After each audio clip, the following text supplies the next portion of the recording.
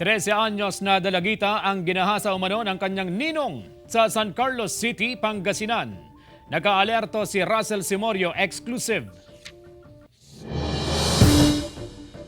Nawala ng dating sigla ng 13 anyos sa si Mika, di tunay na pangalan, matapos mabiktima ng panggagahasa sa Barangay Bacnar, San Carlos City, Pangasinan. Ang nasa likod ng pangahalay kay Mika, ang kanyang sariling ninong na itinuring niyang pangalawang magulang.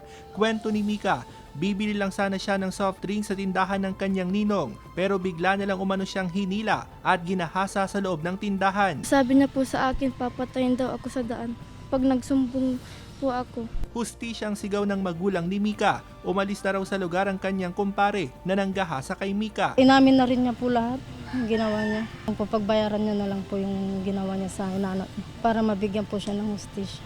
Sana hindi na niya ulitin sa ibang mga bata. Nakatakdang isailalim sa medical legal ang biktima bukas dahil hindi siya agad nakapagsumbong sa pulisya. Pinuntahan namin ang bahay ng suspect para kuhanan ng pahayag ang kanyang pamilya pero walang tao sa bahay. Kami po ay pumupunta sa barangay at nag-house visit, ugnayan sa kanila at pinagsasabihan. Samantala, paiigtingin ng pulisya ang kanilang anti-rape campaign dahil sa dumadaming kaso ngayong may community quarantine. Katuwang nila sa kampanya ang Integrated Bar of the Philippines Pangasinan Chapter. With information campaign siya through FB, live streaming at with the use of social media.